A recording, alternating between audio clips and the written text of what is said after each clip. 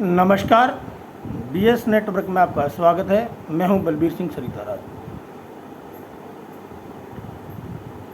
भारत में जितना भी अपराध हो रहा है या जो भ्रष्टाचार हो रहा है, उन सब का एक ही इलाज है। उन सब के लिए एक ही कानून है और वो कानून है यूनिफॉर्म सिटीजनशिप कोड। मैं यूनिफॉर्म सिविल कोड की बात नहीं कर रहा हूँ, मैं समान नागरिक संहिता की बात नहीं कर रहा हूँ, मैं समान नागरिकता संहिता की बात कर रहा हूँ, मैं सिटीजनशिप एक्ट की बात कर रहा हूँ। संविधान में कुल 22 पार्ट हैं, 1 से 22 तक लगातार संविधान में 22 पार्ट हैं, मगर पार्ट 2 पर कभी भी ना तो पार्लियामेंट में चर्चा होती है, न हाई कोर्ट में चर्चा होती है और ना सुप्रीम कोर्ट में चर्चा होती है। कहीं भी पार्ट 2 की चर्चा नहीं होती। और इसमें 5 से 11 तक 7 आर्टिकल है। आर्टिकल 5 कहता है कि भारत जब आज़ाद हुआ उस समय के जो लोग यहाँ भारत में रहते हैं वो सब भारतीय हैं। मगर आर्टिकल 11 कहता है कि पार्लियामेंट एक कानून बनाएगी और नागरिकता को, उस कानून के तहत नागरिकता को परिभाषित करेगी। आर्टिकल 11 में कहा गया है कि ये पार्लियामेंट की ड्यूटी है कि पार्लियामेंट एक कानून बनाए, यूनिफॉर्म सिटीजनशिप कोड।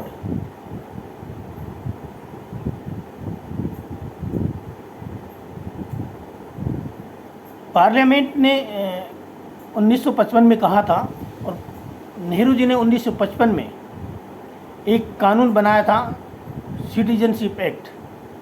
उसमें कोई भी फ़ायदा नहीं हुआ। वो कानून इतना घटिया था। उस कानून से ना तो किसी की नागरिकता गई और ना ही किसी को कठोर दंड मिला। वो कानून 1955 का सिटीजनशिप एक्ट किसी भी काम का नहीं है, बहुत घटिया कानून है वो। अब एक नया सिटीजनशिप कोड बनाया जाए, यूनिफॉर्म सिटीजनशिप कोड बनाया जाए, एक सिटीजनशिप एक्ट नया बनाया जाए कि जो व्यक्ति, जो लोग समता, समानता, समरसता को नहीं मानता, उसकी नागरिकता खत्म होनी चाहिए। जो लोग कुरीतियों को बढ़ा रहे हैं या जो लोग कुरीतियों को बढ़ाने में मदद कर रहे हैं, उन सभी लोगों की नागरिकता खत्म होनी चाहिए। जो लोग हलाला जैसी कृतियाँ, मुता जैसी कृतियाँ, मिस्यार जैसी कृतियाँ, तर्रूफ जैसी कृतियों को जो बढ़ावा दे रहे हैं या जो उनकी मदद कर रहे हैं उन कृतियों को बढ़ावा देने की, ऐसे लोगों की नागरिकता ख़त्म कर देनी चाहिए।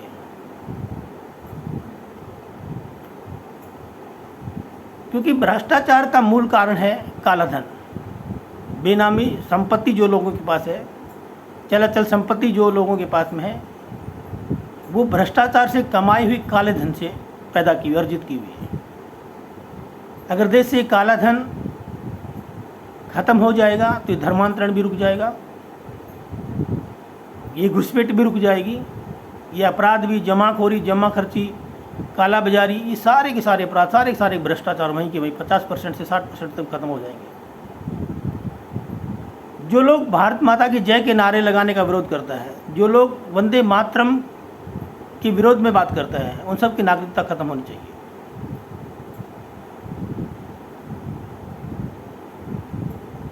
जो लोग जाति और धर्मों में बांटते हैं, जो लोग धर्म और जाति के नाम पर बयानबाजी करते हैं, उन सब लोगों की नागरिकता खत्म होनी चाहिए।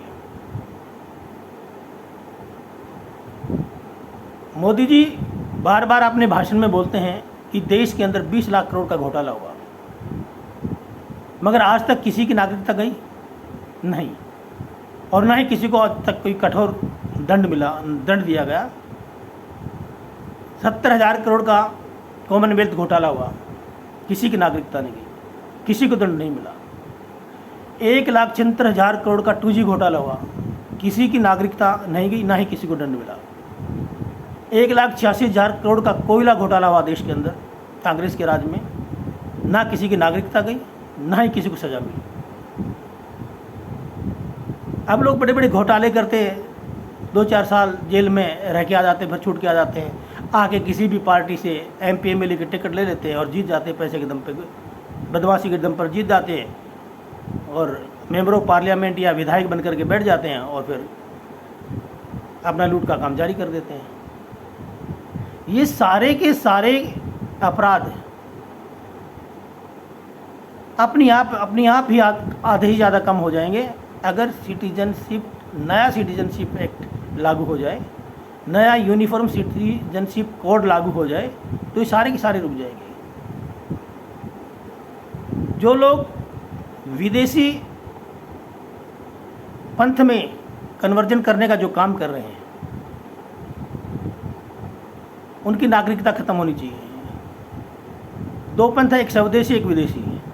स्वदेशी पंथ में बुद्धिज्म, जैनिज्म, सिखिज्म और हिंदुइज्म, ये हमारे देश की स्वदेशी पंथ है।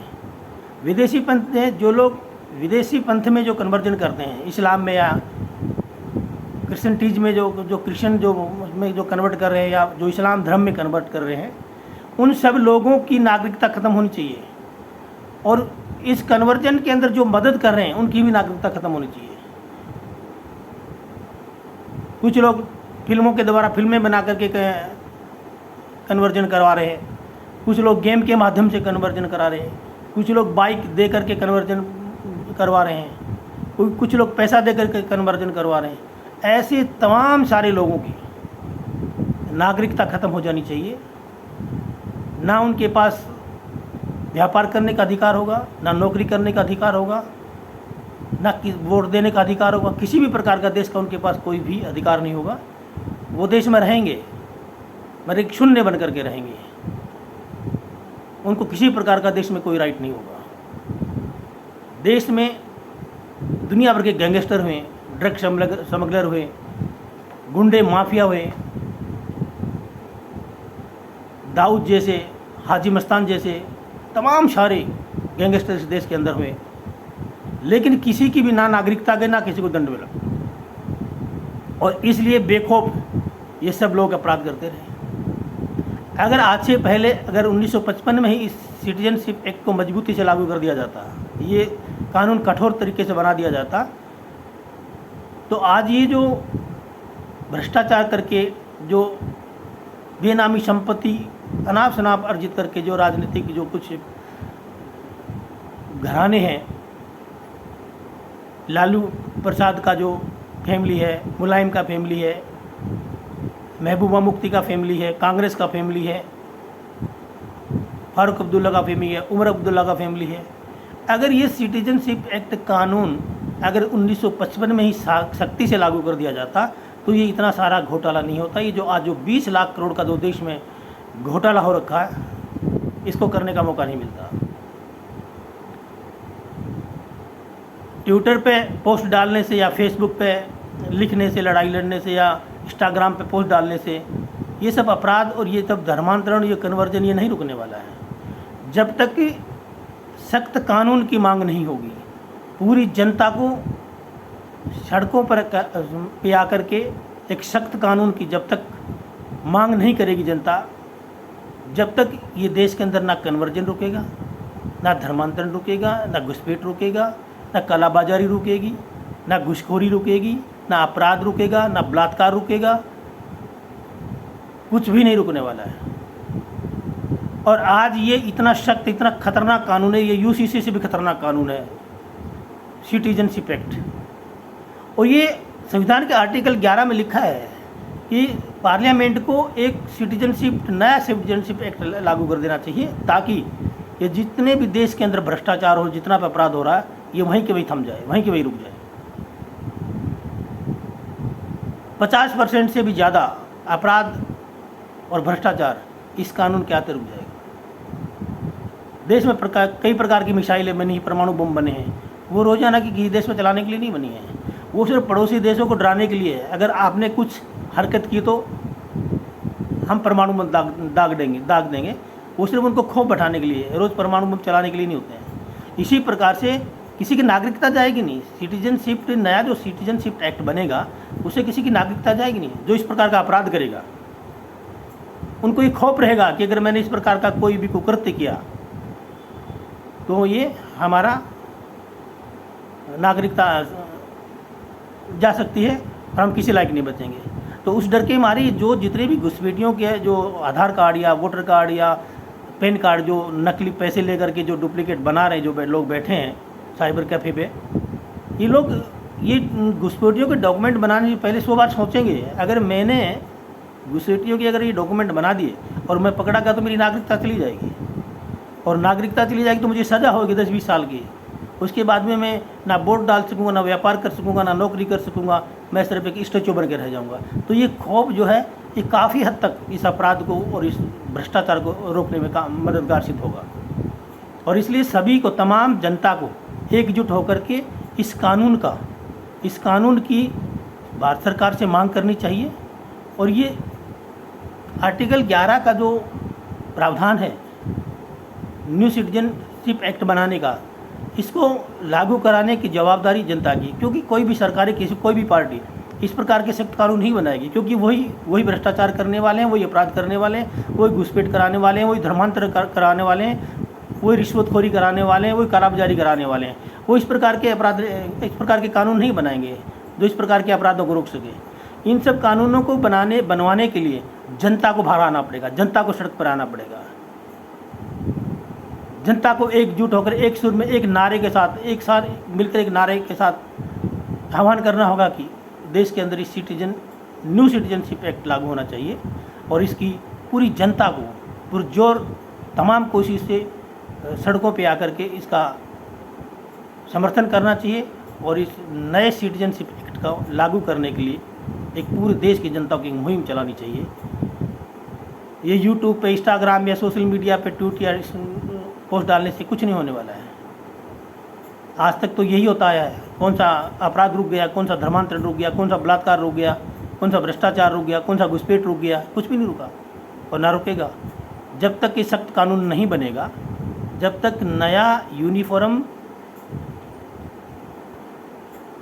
सिटीजनशिप कोड नहीं बनेगा, जब तक नया सिटीजनशिप एक्ट नहीं बनेगा, जब तक ये चीज़ें कुछ भी रुकने वाली नहीं हैं। आज तक लोगों ने इतने अपराध किए, बलात्कारियों में तक कितने रोज बलात्कार होते हैं लड़कियों के, महिलाओं के, क्या किसी की नागरिकता गई? अगर इतना सख्त कानून होता तो बलात्कार करने से पहले, अपराध करने से पहले 100 बार सोचता कि अगर मैं इस प्रकार का अपराध करने जा रहा हूँ तो मेरी नागरिकता जाएगी, मुझे सज़ा मिलेगी 10-20 साल की और मैं इस देश में किसी लायक नहीं बचूँगा। खौफ एक बहुत बड़ी चीज़ है। जब तक जनता के दिल और दिमाग में खौफ नहीं बैठेगा, जनता अपराध करना नहीं छोड़ेगी। और सबसे मूल कारण है अपराध का कैश का लेन देन। जब तक 100 रुपये से बड़ा नोट बंद नहीं किया जाएगा, जब तक ना तो धर्मांतरण रुकेगा, ना घुसपैठ रुकेगी, ना भ्रष्टाचार रुकेगा, ना काला बाजारी रुकेगी, कुछ भी नहीं रुकने वाला। क्योंकि जितनी भी रिश्वत जाती है, जितनी भी घूस जाती है, सब कैश में जाती है। ना कैश पैसा होगा, ना रिश्वत जाएगी, ना कोई घुसपैठ करा पाएगा, ना कोई धर्मांतरण करा पाएगा, ना कोई भ्रष्टाचार कर पाएगा, ना कोई कालाबाजारी कर पाएगा, ना कोई जमाखोरी कर पाएगा, कोई कुछ भी नहीं कर पाएगा। तो ज़रूरी है कि 100 रुपये से बड़ा नोट हिंदुस्तान में से बंद कर देना चाहिए, चलन से बंद कर देना चाहिए। क्योंकि 100 रुपये से ज़्यादा 80% सरकार खुद बोलती है। 80% लोग गरीबी रेखा में, जिनको 80% लोग जो हैं उनको सरकार मुफ्त में राशन देती है। जब 80% लोगों को सरकार मुफ्त में राशन देती है तो 80% लोग तो 100 रुपये से पर डे 100 रुपये ज़्यादा खर्च ही नहीं करते होंगे। 20% जो करते हैं उनके पास में सब कुछ है, एटीएम, पेटीएम, भीम ऐप वगैरह सब कुछ है, उनको ज़रूरत ही नहीं है। तो इसलिए 100 रुपये से बड़े नोट की भारत के अंदर आज की डेट में ज़रूरत नहीं है। सारा का सारा डिजिटल लेन देन कर देना चाहिए। ना कैश का लेन देन होगा, ना भ्रष्टाचार होगा, ना धर्मांतरण होगा, ना घुसपैठ होगा। एक नंबर में ना घुसपैठ हो सकता है, ना धर्मांतरण हो सकता है, ना भ्रष्टाचार हो सकता है, ना रिश्वत दी जा सकती है, ना रिश्वत ली जा सकती है। तो इसलिए एकजुट होकर के नए सिटीजनशिप एक्ट की मांग पब्लिक को सरकार से करनी चाहिए और इसको जल्दी से जल्दी लागू करवाना चाहिए, ताकि देश से ये भ्रष्टाचार, घुसपैठ, धर्मांतरण, कालाबाजारी, चोर बाजारी, ये जितने भी अपराध हैं सारे के सारे रुक जाएँ। आज के अंक में बस इतना ही। कल फिर मिलेंगे किसी और अंक पे। जब तक मेरा वीडियो शेयर करिए, लाइक करिए, सब्सक्राइब जरूर करिए। जय हिंद, जय भारत।